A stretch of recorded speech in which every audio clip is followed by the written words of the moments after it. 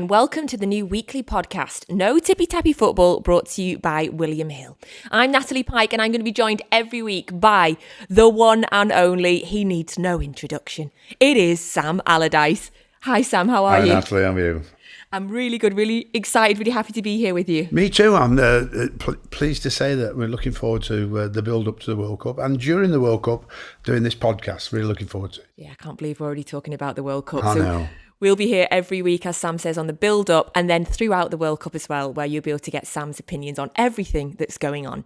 And of course, Sam will also be opening up his little black book for us. And every week we will have a special guest. So we had to start the first show with Sam's number 2. It is, of course, Sammy Lee. Hi, Sammy. Morning, Natalie. How are you? I'm really good, although I can't believe that we are already talking about the World Cup. I know, strange, isn't it? And also a World Cup in the middle of the season. It's crazy, but it is what it is. And it just seems to have come round so fast, Sam. Well, Natalie, when you get to my age, everything seems to come around so fast. But you are right. I mean, I think that the World Cup at the start of the season, everybody's thinking, what's happening? It's happening in the winter, of course, has to do with the temperature in Doha. But yes, it's almost upon us again, and I have to say, I'm looking forward to it. And every time a World Cup comes round, I always get excited about it, particularly for England, obviously, in the end. Yeah, of course. Same. I think all football fans were the same. We look forward to seeing the world's best players all taking on each other. And I'm looking forward to picking your brains throughout the World Cup as well. Our first guest, Sammy Lee, I want to just work out, first of all, so you work together at Bolton, England, Palace, Everton and West Brom. Mm-hmm. But are you actually friends? No, we're just colleagues.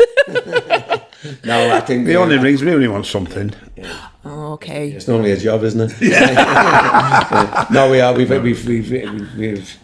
evolved into this mini me thing. Like the twins. Arnold Schwarzenegger and Danny DeVito. I don't know which one I'm supposed to be, but that's what it's evolved into. And I have to say, it's a fantastic relationship that we have, and we have our moments, like any married couple, where we fall out, but it's all going towards the one end, which is success, whichever football club we've been at. I feel like I should be asking you this about 3 or 4 episodes in, because we should be teeing people up. But you just mentioned the fact that you're both not working right now in football. So what is the plans? May we see you in football again together one day?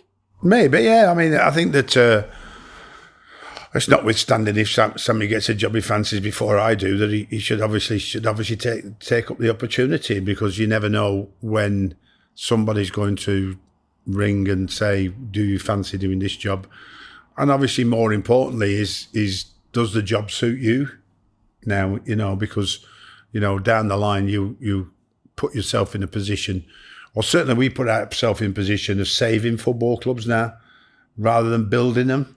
And I have to say we've got a lot of experience in that area, but we're much better at building a football club than we are at saving one. That's for sure. I agree. I think Sam's a bit of a victim of his own success, Natalie, to be honest with you, because it keeps on coming around every October, November, when teams are struggling. Even the government was struggling. They had a picture of Get big Sammy, yeah. And he's better than that. He really is. I'm not patronising him, he's better than that. But that's the scenario we found ourselves in. And I said, like Sam, I never take it for granted that he'd want to take me again. He may want to go in a different direction. I'd certainly want to go with him, but I'd understand it if he wants to go in a different direction. So let's focus on the World Cup then for a minute. And first episode, I've just got to go straight out and ask you the big question. How are England going to do? Well, certainly the progress has been fantastic, but there's always been the disappointment again at the end of it, where the semi-final of the last World Cup and didn't quite make the final, but it was a fantastic journey, and the journey on the Euros was even better, of course, but sadly didn't get over the line when they took the lead in both of those games. So my fear lies with getting there again and having the courage to see it through.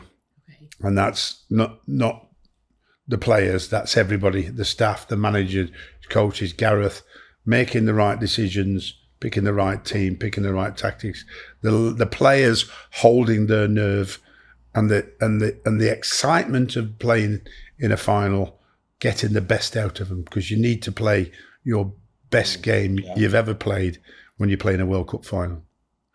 Yeah, I can't imagine what it would be, what it must feel like to line up in a World Cup final and know that the whole dreams and aspirations of the nation are sitting on your shoulders. And the world, really, they're all watching you, because it's the World Cup. It's the biggest tournament in sport, and actually it is the pinnacle of that. And I think as Sam's right, I think it's about owning your nerve. I think he can do well, and we've faltered a little bit of late. But I think once you get into that tournament scenario, he'll go with the players that he trusts. And we've mentioned this on many occasions in the past. It's quite strange. It's not always the best players that make the best team, Sam. No. I think it's about having the right combination and the right chemistry. And I think Gareth knows, is best. The saddest thing is that some of them aren't actually playing in the club teams at the moment, without naming any names. But I think he's got a trust with them players. I think he's got an understanding with them players, and I think he'll know how to get the best out come the tournament. And Sam mentioned before about people staying brave. What I'd also like if the media stayed on our side, because I think prior to fairly recently, you've been very good, very supportive. I think you see the cracks appearing, and you see the little bits of critique, which that comes with the job. Sam knows better than anybody, but I think when we come to these global tournaments, I think we need everybody to be behind them, because it's huge. The critique is certainly really interesting, and Gareth's definitely been feeling that, I think, in his selection in recent games. Yeah. I mean, you mentioned players that are not playing for their clubs, and I guess Harry Maguire is the one that's been getting all of the attention at the minute. But this is scandalous. What's happening? I mean, this is out and out trying to destroy somebody. Everybody's on his back. And I think that if you're going to have such a great player, such a good player, such a great for his country and for Manchester United to put out what's being put out, nobody can withstand that pressure and that sort of criticism that's being portrayed in every way, shape or form, on the TV, through the media, through the press, through the radio, social media. It's bound to affect Harry, and I think I've known him quite a bit over the last few years, and what he's done for England particularly is really. I hope Gareth stays strong and sticks with him, because he deserves it, But not playing for Manchester United, I find, rather strange that he's not in the team. Why is he not in the team? What is he thinking, the new manager? Why is he playing some of the players that he's bought over Harry Maguire? Is that why he's playing them over Harry? Because he bought them? And that's what it looks like to me, because they certainly don't look any better than Harry Maguire to me. And that particular area for me, I think, has been outrageous from the people who are trying to undermine what not just a talent he is, but what a nice guy. Yeah. And that's particularly worrying for Gareth, because I know Gareth will, I think, in the end, subside to the pressure if he continues. He's staying loyal to Harry. I hope he stays loyal to Harry. And I hope Harry repays him for that loyalty. But I'd like to see him playing for Manchester United again, because having watched the defending against Manchester City, they need him. And if he can't get in the side when they're defending like that, I don't know what's going on there. Well, we are going to get on to asking you in a minute, both on your England selections, but I feel like I have a clue already who you might have in the back there, Sam. But before we do, Sammy, you mentioned the idea that perhaps it's not always the best players that fit in and make the best team. And I wanted to have a quick chat about England's golden generation, which for me, that seems to be a prime example of what you were talking about. Of course, you worked alongside Sven. How was that at that time? It was terrific, and please don't put words in my mouth. I wasn't criticising them. Don't forget, they got to quarter-finals in the two tournaments, which, for a lot of nations would be more than enough, but for England, as we know, it's not, because we always feel that we can win the World Cup. And we should feel like that anyway. But it was a terrific experience for me. It really was, to be with some great coaches, the best players that this country had to offer. It was fantastic. It really was. And far from that being the case, as you mentioned before, they as a team, they done very well. And it was strange because, you had the different entities of Liverpool, Manchester United, Chelsea at the time, not so much City at the time, but it was them three clubs. But believe you me, when they were together, they were fine, they were excellent. And all they wanted was for the best for the team and the best for the country. You know, there's never an ounce of issue when I was involved with them at all.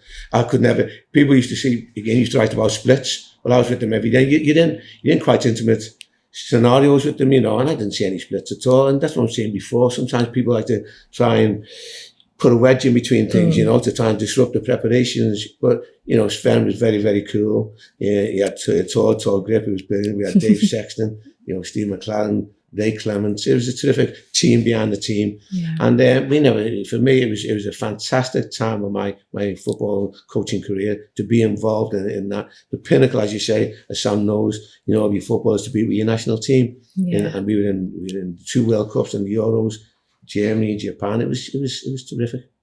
As a Manchester City fan, we very much liked Sven when he was at the club, and he was very loved by the fan base and a lot of the former players that I've spoken to he's a gentleman. Since as well. He's a gentleman, and he's honest. He's he has a different way about him. But what he does is he brings the people in who can add to his personality. You know, you get the good cop, bad cop. You know, he was never the bad cop. Yeah. Never, you know, there's no hair dryer thrown, there's no cups thrown. He was cool, but he had other people who could do that. You know, I could certainly throw a cup, but not a hairdryer, but I could certainly throw a cup, you know. And so that's the joy thing. You build a team behind the team, you know, to supplement, you know, what you've got and what strengths you've got. Yeah. I guess my kind of thinking behind the best players was perhaps the Scholes, Gerrard, Lampard, how you fit some of the greatest midfielders the game will have ever seen into one team. And as soon as you say those names, you know, they're phenomenal players. But Sam, do you think the current crop of England players, if you had to pick them or the team from the golden generation, which one's better? I think that the Scholes generation there and the Lampard and the Gerrard, midfield-wise, are better than England's midfield at the moment. I don't think there's any question about that. I think that there's slightly a myth about they couldn't play together that was built up by the media. I'm sure that if that was the case, if Sven at the time with Sammy would have been thinking, well, we can't pick them if we don't think they could play together. So, but I think that it was more about handling big characters, you know, when me and Sammy talking, that and of course there is 2 different scenarios where sometimes great players at great clubs don't play great for the country, and sometimes players who play for the club not quite so well but get in England actually seem to play better for England than they do for the club, like you mean. So you've always got that scenario to worry about. But that was a terrific midfield 3 there that I always felt watching should have actually won something, should have actually got over the line with the squad that they had. But this squad is just as good but stronger in strength and depth, I feel, and I think that this is why this squad can and hopefully go all the way this time, like I mean, because they've proven they can get there. Now they've just got to get over the line and try and win it. If it was you two with the England squad going to the World Cup, would you back yourselves to win it? Yeah, definitely. With this squad, yeah. Love that. There's going to be a lot of happy people listening to that. Right, we're going to move on now. We're going to have a little look at squad selection. And I'm going to kind of try and push you into picking and putting your players in order. So we want most to least nailed. So I've got a list of pretty much everybody that could be in consideration. We need you to get to 26, but starting with the names that are absolutely 100%, as far as you're concerned, going to be on that plane. And Pickford, for me, he's a character, for sure. Yeah. You know, and he won't shy away from any scenario, whether it be World Cup final or whether it be Liverpool, Everton, Derby. And I think he's evolving into a fantastic keeper. He's got his detractors, you know that, but everyone in this squad will have the detractors. But I'm a firm believer that he's the best goalkeeper in the country at the moment. And if he has to face penalties, it always seems to happen. Brilliant. Be good. I mean, the beauty, I mean, he is so nerves of steel. I mean, he'd be the only goalie, I think, ever in the history of football that saves 2 penalties in a final and don't win it. Because I don't think that's ever happened any time. I mean, he should have been the hero. But unfortunately for the lads that missed him, he wasn't quite that like. Next, most nailed. anybody in the squad. You don't need to go start anywhere. Declan Rice. Yeah. Declan Rice. Okay. He's the number one in midfield for me now. Okay. I think he drives. He can drive on with the ball. He can sit and hold. He can read the game, read the situation. I think that he's got captain written all over him. Eventually, future. Yeah. You know, and the way he holds himself. So, for me, Declan Rice is nailed on. So, number 3 then. Well, if we're going with the obvious and mention captain, it'd have to be Harry. Okay. And I won't expand upon that if you don't mind. Of course. But I'd like to put the 4th in if that's okay. Yeah. And this may seem, such bizarre left field. I'd like to nominate Conor Cody. Okay. And again, one of the reasons why I mentioned Conor Cody is because when we spoke before about having good people in the squad, reliable people, trustworthy people, people who can energise the squad, he's certainly up there with it. And as I said also, he will be competing for the starting place with the other centre-halves who are in there. So for me, he'd be the 4th. Okay, great. Sam, number 5? Phil Foden for me. Yes. Okay. Now we're talking. In incredible form as well. Unbelievable. Scoring goals, making goals. He is yet to nail it with Gareth, prove himself that he's the number 1 spot yet. So in this form, I hope he's going to do that. Okay, right. So he's our 5th nailed on. So next on that, and we're going to start moving down to a bit more like least, but we're at number 6 now. Well, I'll put one if you don't mind. It's Bellingham. Yeah. You know, and I think for me, I've seen him come on and play cameo roles. I think he'd be a starter. He'd be A starter? He would be in my Okay. team. So when we go into that, he'd be a starter for me. Do you think he's going to end up in the Premier League soon, next season, couple of seasons? There's strong talk of it, and I've got to be honest with you again. I think he should have happened this season. I don't think he should have gone. I think Man United, Man City, Liverpool, Arsenal should have missed a magnificent opportunity to snap him up. I mean, Birmingham are always going to be at this stage struggling for money, struggling for cash, and looking to to capitalise on such a great player that they had, and for him to be ended up in Germany, I think is great. Well, apparently Sammy's high on Liverpool's list for next season. But as I said, well, if they've identified him, and again, it's me standing to get criticism of Liverpool, I wouldn't dare, because their recruitment has been fantastic up until recent. And I think for me, if they identified him as being the one, they should have got him. Yeah. I don't understand why people wait a year. A lot can happen in a year. So that was Jude Bellingham, who we're putting at number 6. So number 7. Number 7 for me, I'm sticking with Harry Maguire. Okay. I like it. And do you think... doing as I spoke to my Lee before, and I'm going to give him the confidence to say, listen, you'll be there. If he doesn't play regularly for United, will that affect it? It'll affect him. It'll affect him in the fact that he's a little rusty. But if you come together as a squad and you're lifted by what's happening, and you get a couple of or a friendly game or two in, it'll be the opposite of all the others. Because we'll go about Harry's not playing, but he's fresh. He's fresh. That's a positive spin on it. I like that. He's looking forward to playing for England to shut everybody up. By the other token, all the others have come and they've been, or maybe on the wrong side of a downward spiral because of fatigue, physically and mentally, because they've been playing so many games. Champions League, Carling Cup, League, so many games. So many games, time after time, all through the summer in the National League.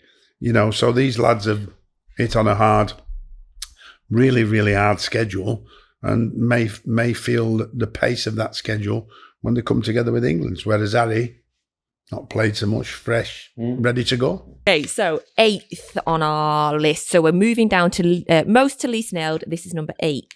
I think obviously one it will be in, whether people agree or not. One it will be in is Sterling. Yep. He will be included in the squad. Again, he's one of Gareth's go-to players, it seems. So I think he will be in the squad. Okay, 8, 9. Grealish. Mm-hmm. Yeah. Again, another player that is coming into great form just in time for the World Cup. Yeah, I mean, he's got to live with it. He's got to live with the 100 million, hasn't he? He's had to live with the 100 million in Manchester City, and everybody's talked about him, about he's not delivering enough or in much or what he should do. His record said he's never been a great goal scorer, so it's all about his creativity, His assists, and his assists. Yeah. And you'll find he'll be the most fouled player in Manchester City's team, which gives them a massive opportunity to score goals off set pieces, which is big, really big. So he's coming to terms with it. And there's one thing, this old saying is cool as a cucumber. And I think that give him the ball and he gives them a rest. Give him the ball and he takes them from one end of the pitch to the other so they can get collectively back together, back behind the ball, and then keep trying to create. And in the final third, tight situations can open it up. All right, okay. Number 9, Jack Grealish. So number 10. So we're getting towards the halfway point. I think one of the positions we haven't mentioned yet, Natalie, is left back. You know, again, we seem to have an issue once again at left back. And for me, because you'd have to have cover, for me, it'd have to be Sean Chilwell. And Chilwell hasn't had a lot of football, you know. Because we don't have many natural left footers, I think it'd have to be Sean and Chilwell to go in that left back spot. So there's 2. I would have to include anyway. Yeah, okay. So that's number 10, Ben Chilwell. Number... Shaw, yeah. And Luke Shaw, sorry. Yeah. Luke Shaw, 11. Yep, lovely. That's 11, Luke Shaw. Yeah. Okay. 12, Sam? I don't think in this guy, this lad for experience is Jordan Henderson. 12. He's a captain of Liverpool. He can be influential in the squad, you know, along with the rest of the experienced players. So, you know, we've seen it all before, done it all before, and can be equally as important off the field as on it.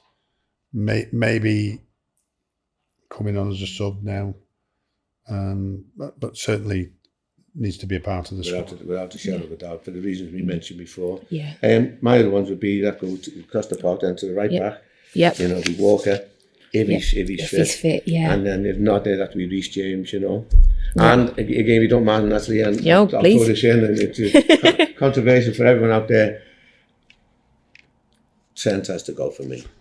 Okay. Who did you say, Reece James? Yeah. He's got Reece James 14 and then Trent 15. Yeah. So let's chat Trent. Yeah. What do you think is going on in the current situation? How do you assess his current season? Well, I think he's symptomatic of what's happening in Liverpool. You know, I think the effect of them just missing the quadruple by a very, very narrow margin has affected them all. It's certainly affected him. And he is one of the most influential players. And in terms of even now, when he's not at his best moment, but there's a number of players in Liverpool that are not at the best moment at the time. So, but I think he will improve, and I think just for his creativity, his delivery, you know, set pieces. I think for me, we know the question marks against him on his defending, but I think you'll have him in the squad. You'll have him to change games. Some of the set pieces, Sam's talking about that Grealish will get for us. I think he'll be able to maximise them, and I understand the reservations about him. But I watch him week in, week out, and he's not in a good moment. But there are very few of them proof of work at the moment. But they're getting better. I see, you know, they are getting better, and they will get better. And I think he'll get to the tournaments, and I think he'll be looking to prove to people that he's worthy of his place there. Sam, would you put him as a likely to go? Yes, definitely, absolutely. I think that in the squad that's going to be there and managing that squad, and we're looking at, you know, these lads are now experienced. You know, 4 years ago, they were going into it with a lot of inexperienced players. Now they've all managed the experience of their own clubs and England semi-final, the World Cup, and semi-final and the final of the Euro. So they've got all what they need. They've got maturity. They've got ability. They've got a squad with great strength and depth now. And they, you know, I think that it's going to be hopefully the big worry is injuries for Gareth now, between now and them going away, because they've got to fit 9 games in this next few weeks, haven't they? Which is a big ask anyway. So, yes. Yeah. And a race against time for Kyle Walker as well, like we mentioned. So Trent is 15. So we've got a few more to go to. But in this kind of last 11, I want you to also try and think of a wild card. So somebody that maybe Gareth wouldn't pick, but you would at any point. So I've got one. Okay. Wild card. Okay. I don't know whether when Dunk comes along in our next interview, whether I've got Anthony Gordon at Everton. Okay, yes, we've got Duncan Ferguson as our next on our episode 2 guest. We'll be able to find out a lot from him. So we're putting him at Anthony Gordon at 16. As a wild card. What's she thinking behind him? Well, I'm just watching his progress on. He seems to be such a big player for Everton at the minute, and seems to be, even last season when they were struggling really, really badly, was the one lad that stood out a bit, that seemed to accept the ball and run at the defenders and open the defenders up and create, like you mean. So obviously not work with him and all that, but obviously just seeing and watching him, perform like that in a struggling team. Yeah. It's not easy to perform well in the struggling side as a youngster, and he seemed to do that. Okay, love that as a wild card. So that is also, he's 16 on our list now. So 17? I'll go with Ivan Toney. I know he's in the last squad, but I've got to be honest here. I like the movements out of him. I think if you're a midfielder or if you're a fullback and you see the movement that this guy gives you options. Yeah. You're looking up the field and you've got movement. And also, as a centre-half don't like people running them out of the space. He's saying they like being in his comfort zone anyway, and I think if you're someone like Ivan Toney, you can dislodge him, disrupt him, get him moving, get him out of his position. That's against. But when you've got the ball and you've got that kind of movement with the ability of these players have got behind, I think they can find, and he can stretch teams, and he can stretch England's game. If you need to change something, and I think you have to. People talk about a plan A and a plan B, and this needs to be talked about with the team, because obviously they're into being brainwashed into tippy tappy football. That's why I thought No tippy tappy. Yeah. You know what I mean? And there's a time and there's a place where you change the whole focus of what you're doing. And I saw Andy Carroll come on in a cup final for Liverpool, and Liverpool play off him, and he just turned the game in Liverpool's favour. I don't think they quite won, but he scored. But he made and caused absolute mayhem against the opposition, and I think that this lad could do that. But Gareth's got to be brave enough, and the players have to be brave enough to play off him, because no players in the World Cup will be used to playing against somebody like him. And that could be the turning point if need be.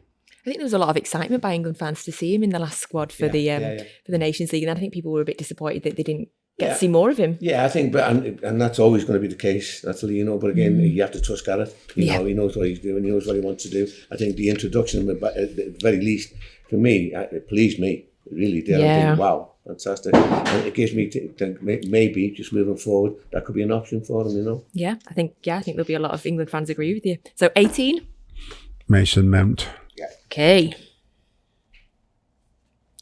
18, Mason Mount. Had a bit of disruption this season with his change of manager and a squad that gets rotated and all of a sudden finds himself not playing quite as regularly as he was before. But maybe that's something. But he's already proven to be, both with Chelsea and with England, of the right quality to be a big part of that squad. Some great individual performances from him in recent Champions League games as well. So so 18. So 19. Saka, without a doubt. Saka, yep. Without a doubt. I think he's having a terrific time at Arsenal. I think he's got a great coach with him. I do like the guy. I do like him. I like Arteta. I like what he does. I like the passion he shows on the line. And I think he's getting the best out of that. And you only have to look at the upturn in their performances this season. The whole club is lifted. And I think Saka's been one of them. And I think, again, because of the disappointment of the last tournament, I think he's learned from that. And again, I think Gareth's handled him very, very well. He's maturing, and whatever disappointment was heaped upon him, whatever criticism was heaped upon him, he's taken that all on, and it's actually spurred him on to better things. So without a doubt for me, Saka. Definitely. The resilience he showed after what he went through was brilliant. So 20. Nick Pope. Yeah. Okay. Oh yeah, we do need a second goalkeeper. Yeah, Yeah. he's doing great stuff at Newcastle, and I think that this has elevated him into challenging Jordan Pickford. I think the biggest challenge for Jordan since he probably got in the team as England goalkeeper. So his form, Burnley, you don't get recognised as much as you should do. Newcastle, with all the hype that's going on there and the performances given and the team doing well, is going to take him up a level to challenge Jordan Pickford. And you'd have to have a third goalkeeper, which would be Ramsdale. Okay. Me too. But then moving on from that, if you don't mind, I'd go back to the centre-back situation again. Yeah. And I'd have to include Dyer in that for me. Yep, Eric Dyer would be 22. Again, Tottenham having a great season. Okay, you've got 4 left. Kieran Trippier. Yeah. 23. 23, brilliant. If ever he's got a problem at any full-back position, he can play right or left-back equally just as good as... So he can be either side, no problem whatsoever, which I think is it's the same as Trent. Picking Trent, but then there's Dyer as well, because if he needed to play Dyer in midfield in a holding position, if he had trouble, that's why they're good members of the squad. Okay, so that's 23. We've got 3 more to go. Yeah. I thought it may seem like a wild card. Yes, this can be your wild card. Yes, like yes, make it your wild card. Conor Gallagher. Conor Gallagher. Now again, we had him at West Brom, and I have to say to you, he was terrific for his son, wasn't he? Yeah. He's one of Sam's favourites. He used to shout his name every time, and it only to improve him, and he did improve him. And I had to say to you, he went on loan to Palace and had a great season there as well. And I think the guy will give you an energy. He'll give you a youthful innocence. He'll like a couple of the others, and he can come. And I think he can be a bit of a game changer for me. We need that burst of energy. You know, when the temperature will be very hot, we know about it. He can come on and just the youthfulness of him running around. Sometimes a little bit erratic, and his challenges sometimes are Sam, aren't he? He sometimes gives free kicks away, which can be a bit of a worry, because we mentioned before how big set pieces are going to be in every competition. But I'd take him along. That's the best wild card of the lot, to be fair. Yeah. It is. Why I missed him out, I'm going to punish myself. Because you know why? Let me tell you this, lad. We picked him every week at West Brom in a really bad team, right? We made that team better in January. We got in, but he never ever not took the challenge on. Never hid. Never. There was more experienced players who played in the Premier League who'd we had to leave out before we even thought about leaving him out. And the beauty about that is his mental strength. And sometimes when that happens to you, when you're losing week in and week out as a 19-year-old, you go backwards. Yeah. He didn't go backwards. He took that experience and then went to Palace and got, I'm not doing that again. I'm not experiencing that again. And he went and took Palace by storm, like I mean. So you gave him the tough love as well, didn't you? I did, it was a tough love, seriously, it was. You know, but again, because you knew, I'm not putting words in your mouth, but he knew that he was going on to bigger and better things. And he needed that. He needed that tough love. Okay, so you've got 2 left to pick. I'm just going to give you some names, some big names that we've not included yet. So John Stones, Tyrone Mings, not in yet. James Ward-Prowse, James Maddison, Calvin Phillips, Marcus Rashford, Jadon Sancho, Bowen. Jared Bowen too. Are you having him? I am. Okay. Yeah. I like it. 25. And I'll go with for me, the white kid at Arsenal, Ben White. Ben White. Wow, okay. That's a bit of a wild card, that one, lad. No John Stones? Well, no, because I like, again, Ben White for me can play in a number of positions, which I think is going to be useful to England. If you go to a tournament, he could have injuries. Again, it's not a criticism of John. You know, he's playing a fantastic football team with a fantastic coach, so we won't need my recommendation, my endorsement. But I just tend to think that Ben White, when we get him in there, I think he's having a terrific time at Arsenal. I think he's doing really well, and I just tend to think for me, he can play in a couple. We've been a bit wild with our wild. I love it. I love it. Do you know what? I think that squad would be really exciting. So we'll see how we go on there. So that's our most to least nailed on for the squad selection, and now I'm going to push you together. See how you work together for your starting 11. So your best starting 11. Pickford, yeah. Okay, Pickford. I'd go Walker if he's fit. Walker. I'll go back 4 me anyway, personally. I'll go back 4. I'll go back. Okay. Yeah, definitely. So I'd go Walker or Reece James. Okay. Do you want me to give me that phone? I'll go Well, with you've Walker got or to Reece agree James. it between you. I'd personally, at this moment in time, be Reece James. Okay, fine. Ready, number one. Well, you're the boss. You get all of it. So, go on. Okay, right, hold on. Okay. Then I'd be Harry Maguire, and Sam might be Connor Cody. I've got Cody for me. Yeah. Anyway, Okay. Gareth will look at this and pick a back three anyway. So good. Your left back. It'd have to be Shaw for me at the moment. Okay. Chilwell hasn't played enough football. If it's not Shaw, it's definitely Trippier Okay. because he can play there all day long. Fine. What do you want in yours between the two of you? Shaw or Trippier? Have we got to agree? I'm going to make his, yeah. Yeah, I'll go Shaw. Sure. Okay. Right, so you're moving into midfield, so you'll have to tell me who you want and where they're going. We both have Declan. Okay, great. I'd go Bellingham alongside him. Okay. I'd go Bellingham. In a three. And one who Sam mentioned before, and I've got for me, it'd be Mount. So that the three would be Rice, Mount, and Bellingham. I don't know whether you agree, Sam. Mount. I'll go along with Mounty, but yes, go on. I'll have that. Okay, so we've got 4 and then 3. I'm Foden on the left. Foden. Yeah, for me, yeah. That's what I like to hear. Yep. We all know Kane's up front. And you know what? I'd go with Saka, me, which could be. Yeah, I'd have gone with Grealish, but I'll go with Saka. Go on. So Saka. Wow. Okay. So we've got Pickford, Shaw, Cody, Maguire, James, Rice, Bellingham, Mount, Foden, Saka, Kane. That's a decent team. We'll be celebrating. Is that the team that's going to bring the glory? It'll win the World Cup. That's why they're not England manager. Oh, well, I love that. Thank you both so much. That was so enjoyable. So nice to hear your insights on some of the players as well. Yeah, And it's interesting to see how it goes on. And there's a lot will change between now and the World Cup. So I just hope there's not too many injuries. it's getting exciting. Sammy Lee, thank you so much for joining us. Thanks, Sam. Thank you. Sam, thank Pleasure. you. Thank you. So we'll See be you back again. next week with another episode of No Tippy Tappy Football brought to you by William Hill. And this time we're going to be joined by Big Duncan Ferguson.